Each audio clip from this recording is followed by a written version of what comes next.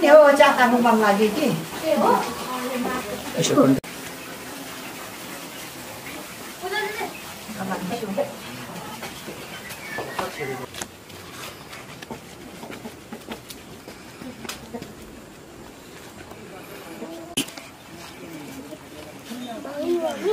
हाय बना ना मम्मी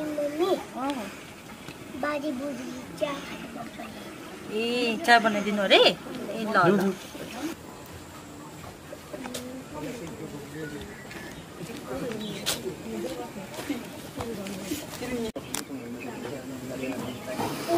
तिमीहरु त ल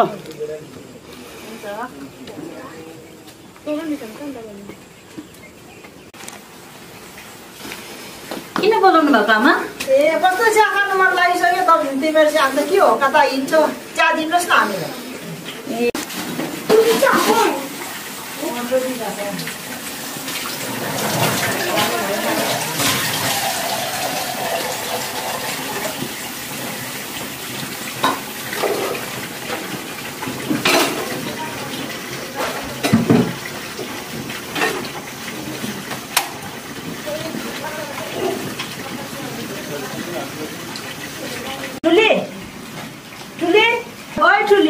हजुर यता आउनु त हुन्छ आमा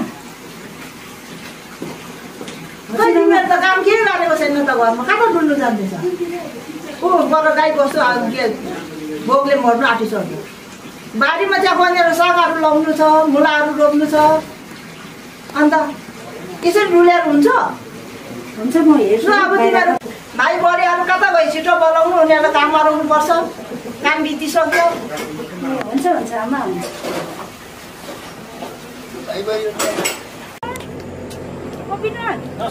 मम्मी त बोलाउनु हुँदैछ म त तल आउनु अमित मम्मीले बोलाउनु हुँदैछ आउनु दुईजना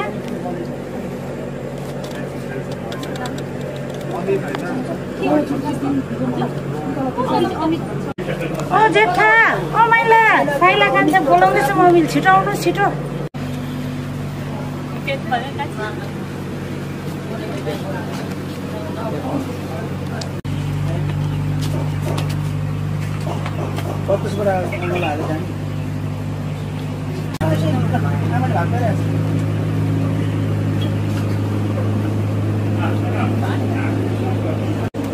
नानी आमाले बोलाउनु भएछ लु हिँड त भात खानुपर्छ अब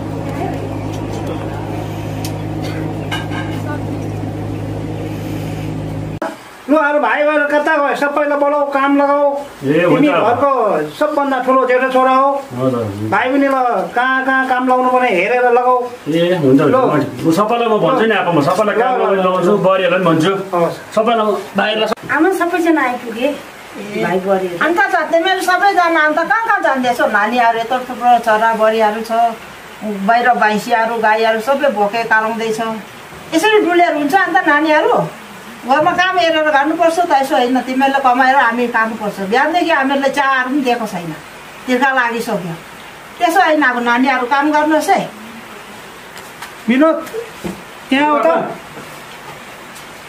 लु तिमी घरको जेठो छोडो कहाँ जान्छ भाइ बहिनीहरूलाई यसो कामहरू लाउनु सबै त कहाँ लाउनुपर्छ घुमेर यसरी बरालेर हिँडेर हुन्छ तिमीले सबै भाइ बहिनीहरूलाई काममा लाउनु पर्यो मान्छेले देख्दा राम्रो भन्दैन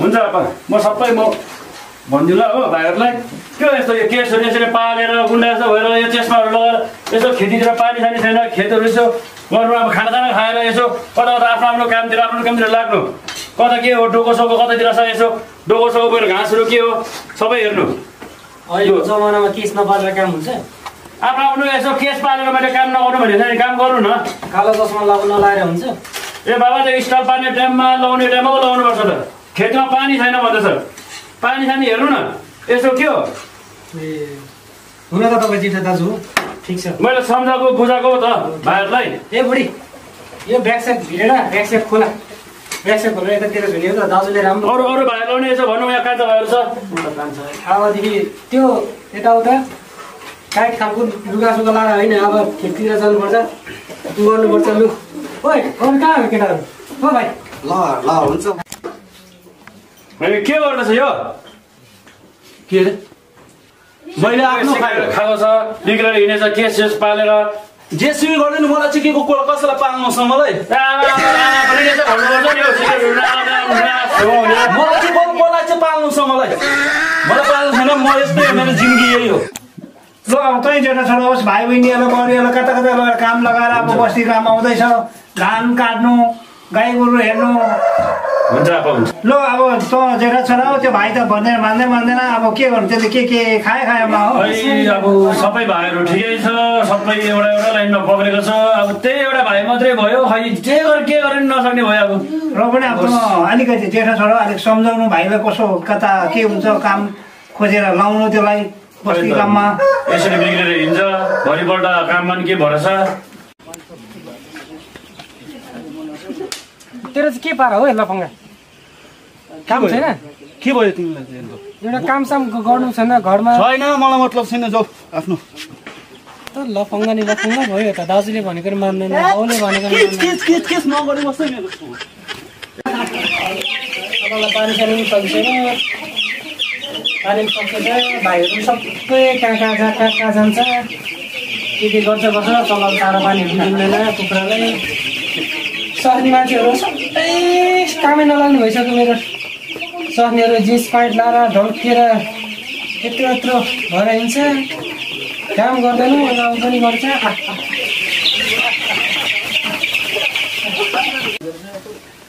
के गरेको बढी नानीहरू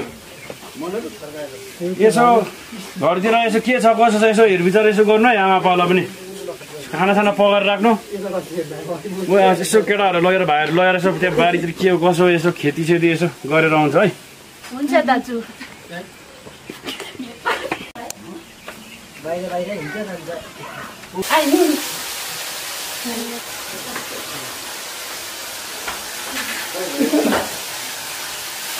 नसिया बनाइदिनु त्यसमा लाग्यो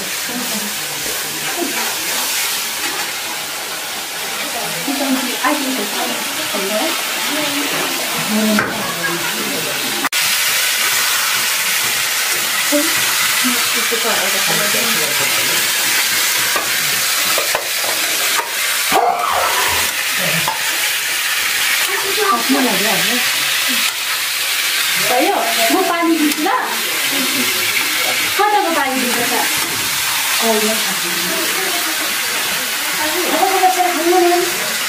म पानी दिन्छु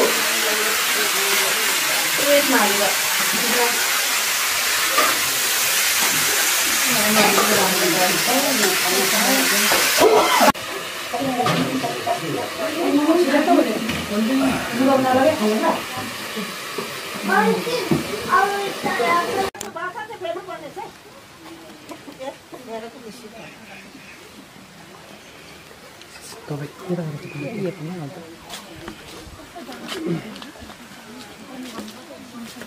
फेरि खान थाल्छ के मतलब चल्दे जसलाई भन्दामै हुँदैन कुकुरलाई भन्दा पनि हुँदैन कि जान्छस् कि दिउँ हेर दाजुले हात छोड्न आँटेको मलाई त के भन्नु भाइ रुको चल्दै यहाँबाट आबाडालाई त बोलेर पनि साथी छैन कि आबाडा किच गरेको दिमाग खराब हुन्छ ल जाऊ सामान बोकेर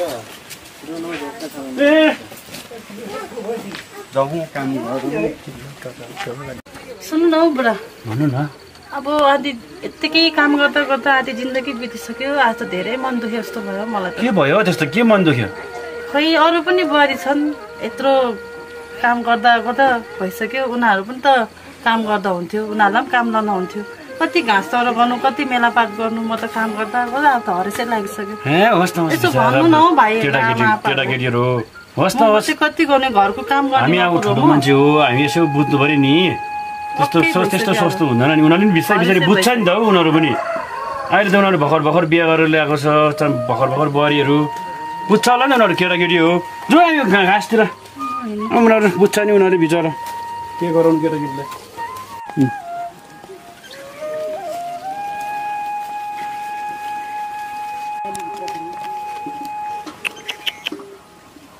आफूलाई पनि पसिना आएको जस्तो बनाउनु पर्यो होइन पुरा आज त के साह्रो घाम भएको एउटा भाइ लफङ्ग भयो, अरू भाइ सानसानो छ। के गर्नु यो यत्रो हरिबल्ला छ। एउटा लफङ्गलाई बिहे खाएर हिँड्छ, रक्सी खाएर हिँड्छ, सिगरेट खाएर हिँड्छ। के भन्दामा मान्दैन। बुढाबुढी बाबामा छ, त्यो बाबामालाई राम्रोसँगले केयर गर्नु पनि गर्दैन। के गर्नु यो यत्रो काठपात छ घरको, कसरी मिलाउनु? म त लगाइसकेँ अब त। मलाई त सानो जातको भनेर सबैले उयो गर्छ, घरको कामहरू पनि गर्नु दिँदैन, मैले पकाएको खानाहरू पनि खाँदैन। के मलाई मात्रै देखेको छ कि? छोडिदियो हो, उनीहरूको सोचै यस्तो हो। उनीहरूले पाल्ने होइन, पाल्ने मैले हो। हामी सँगै हुनुपर्छ, भइहाल्छ नि।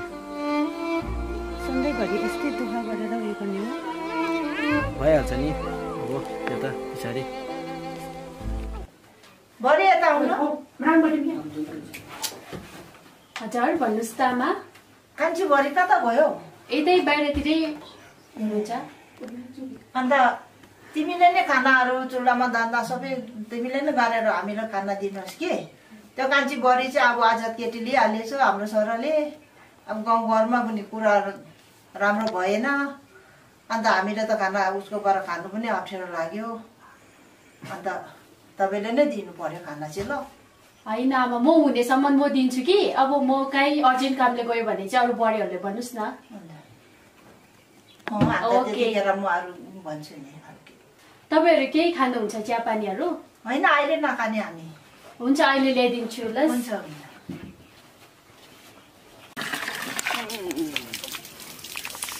कोडु पुरै तिर खायो होला। लो पानी खा, पानी पानी पानी।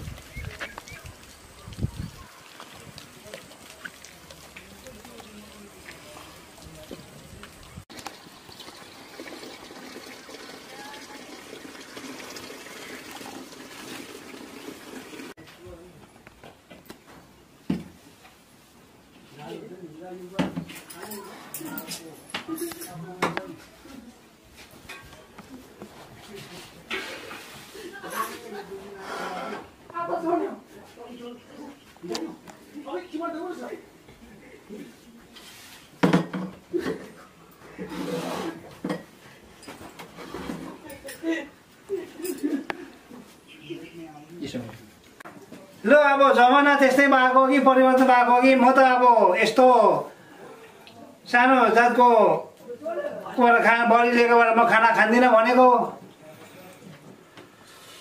त्यस्तो क्या चाहिँ लेखेको छ त्यस्तो? मलाई बताउनु न तपाईँले। त्यस्तो सानो जातसँग त्यस्तो के हुन्छ, कसो हुन्छ, किन नखाने, के कारण, त्यो बताउनु नि त हामीलाई पनि। के कारणले हो? अरे हामी पनि त्यसो जानु। अहिलेको जमानामा त्यस्तो कहाँ छुटाउँछ सानो जात, तल्लो जात, माथिल्लो जात भनेर? अहिलेको जमानामा जात भनेको एउटा मरद र एउटा औरत हो। त्यो त कहिले छुटाउनु हुँदैन। हामीले नै खाए त सानोदेखिको जुठो सुठो, त्यस्तो स्कुल पढ्यो, कोही कस्तो खालको जातको थियो, सबैको जुठो खाएर हुर्कियो तपाईँको छोराहरू नै हामी। खै त्यस्तो हामीले कसैले तेरो चाहिँदैन मलाई, तँ यस्तो खालको फल्ना जातको रहेछ भनेर भनेन। त्यो त तपाईँले हामीलाई सानोदेखिको कि बताउनु पऱ्यो कि अहिले बताउनु पऱ्यो तपाईँले? त्यस्तो हुँदै हुँदैन कहिले पनि। यति मिठो तालले पकाएको छ, दिदीले खाइरहेको छु, मैले खाइरहेको छु, यता भाइले खाइरहेछ।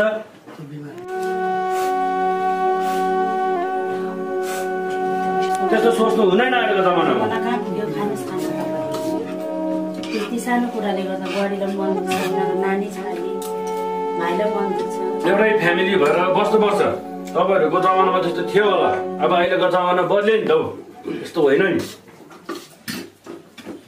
अब त्यस्तै हो भनेदेखि त्यति बेला पहिला मैले पनि मन परेको केटासँग जानु हो भनेदेखि उनीहरूको घरमा बुहारीले आजको यस्तो लियो, अर्को जातकोले हाम्रो जातको लिएन, हामीलाई हेला होचो गरेर तपाईँहरूको मनमा के बित्छ? त्यस्तो चाहिँ गर्नु भएन आमा। अब त्यस्तो सोच्नु भएन। पहिला जे भयो अहिले चाहिँ अब हामीले त्यस्तो नगरौँ। ऊ पनि कसैको छोरी हो, तपाईँहरूको छोरी जस्तो सोचेर चाहिँ अब आजदेखि त्यो कुरा बिर्सेर राम्रोसँग खाना खानुहोस्, उसलाई माया गर्नुपर्छ। हामीले जातपात हेर्नु हुँदैन। त्यही हेरेर दिदीले बिहा नगरेको यति बेलासम्म। यति बेला हामीले भानी भान्जो सबै देख्नु सक्थ्यो होला भान्जीहरू। दिदीले अहिलेसम्म बिहा गरेर खानु खानुहोस्। त्यस्तो नसोचिबस लिनुहोस्। अब तपाईँहरू त्यस्तो केही नसोचिकन खाना खानुहोस्। त्यो बुहारी हेर्नु बिचरा कति मन दुखाउँछ होला। त्यस्तो भनेको जहिले भनेको छ, जहिले छुट्याएको छ, जहिले हिँडेको छ, एक दिनमा हुन्छ, 2 दिनमा हुन्छ। बिचरा ऊ पनि कसैको छोरी हो, उनले फ्यामिली बनाएर सब टागेर हुन्छ। त्यस्तो छुट्याउनु हुँदैन, रुन्दै होला बिचरा बुहारी। हाम्रो दिदी पनि आएर घरमा गयो, बिहा गरेर गयो, त्यसरी छुट्याउनु होइन। अब नगराउनु आप्पा आमा, अब ठिकै छ, जे हुने त्यो ल्याइहाल्यो। धेरै केही चिज नगर्नु, त्यसरी हेर्नु हुँदैन, त्यस्तो गर्नु हुँदैन। त्यसरी छुट्याउनु नि नछुट्याउनु, बिचरा रुन्दै होला भित्र। ठिकै हो बुवा आमा। अब किनभनेदेखि अहिलेको जमानामा को सानो को ठुलो भनेको भिन्नता हुँदैन। किनभने हाम्रो यहाँ अहिले दिदी हुनुहुन्छ नि, उहाँ दिदीको पनि सानो जातसँगै माया प्रीति बसेको थियो। तर माया प्रीति बसेर तपाईँहरूले बिहा गर्नै दिनु भएन। लास्टमा त्यो केटा पनि मर्यो, लास्टमा दिदी पनि यस्तै हुनुहुन्छ। नत्र अहिले दिदी भए भान्जा भान्जी कति त्यसमा पाइन्थ्यो होला, दिदीको पनि जिन्दगी अर्कै हुन्थ्यो होला।